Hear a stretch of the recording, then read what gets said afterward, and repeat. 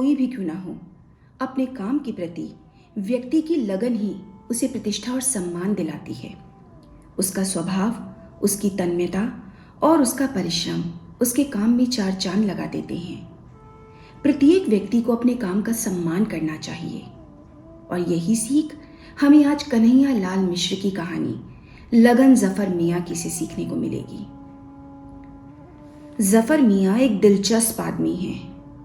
जब मैं उनके सैलून पहुंचा तो वे एक आदमी की हजामत बना रहे थे और दो मजदूर बाहर इंतजार कर रहे थे। मेरे दुकान में पहुंचते ही जफर मियाँ ने उस्तरा नीचे रख दिया और वे उठकर गए और मेरे लिए कुर्सी ले आए। उन्होंने बाहर की दुकान से चाय का एक प्याला लाकर मुझे पिलाया और फिर से हजामत बनाने में लग गए। मैं कुर्सी पर बैठा उस मजदूर को देखता हूं और सोचता हूं कि शायद यह पिछले 5-7 दिनों में नहाया नहीं है।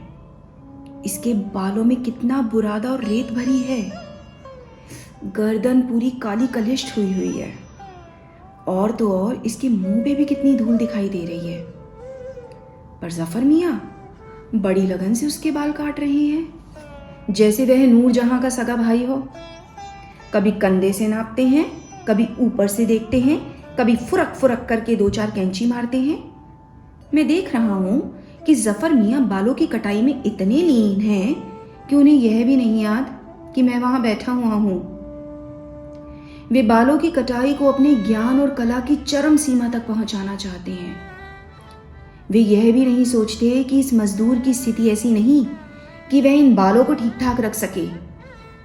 मैं सोच रहा हूं कि संभवतः वह मजदूर हजामत के बाद आज नहाएगा, शायद हफ्ते भर बाद।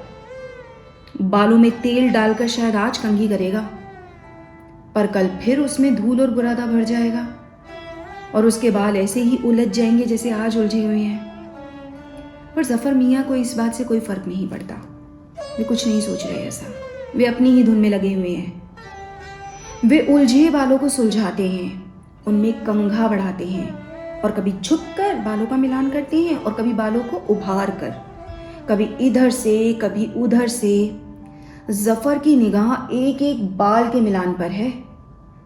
जैसे कोई इंजीनियर पुल के खंभों को मिलान को देख रहा होता है ना, उनका मिलान करते हुए, वैसे ही जफर मियाँ इन बालों की लंबाई चौड़ाई को नाप रहे हैं। कटिंग पूरी हो जाने पर जफर मियाँ बोले, लो सरकार, कट गए आपके बाल। अब उन्होंने उठाया ब्रश और जुड़ गए दाढ़ी बनाने में।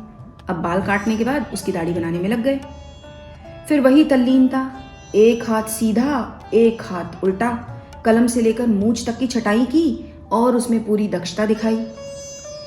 20 मिनट से ज्यादा मैं जफर की इस तल्लीनता को देखता रहा कि कितने तल्लीन होकर वो अपने ग्राहक की सेवा कर रहे हैं। सच तो यह है कि जफर इस मजदूर की हजामत बनाने में इतने लीन थे और मैं जफर को देखने में। पैसे देकर जब वह चला गया तो कुर्सी पर बैठते हुए मैंने जफर मियाँ को बोला, मियाँ, तुम तो उस मजदूर की ऐसे हजामत बना रहे थे, ऐसे बाल काट रहे थे, ऐसे उसकी शेव बनाई है तुमने जैसे वह किसी जिले का कलेक्टर हो और तुम्हारी दुकान पर आकर बैठ गया हो। जफर मियाँ ने जवाब दिया, बाबूजी, मेरे लिए तो जो इस कुर्सी पर बैठा है वह ही कलेक्टर है। मुझे तो उसी से रोजी रोटी मिलेगी, तो मेरे लिए तो वही ही ग्राहक है और वह ही भगवान है, वही मेरा अल्लाह है, वही मेरा खुदा है। मैं स्मृतियों की सरिता में बहने लगा। ऐसा खोया कि जफर की आवाज से चौंक पड़ा, लो सरकार, बन गई आपकी भी हजामत।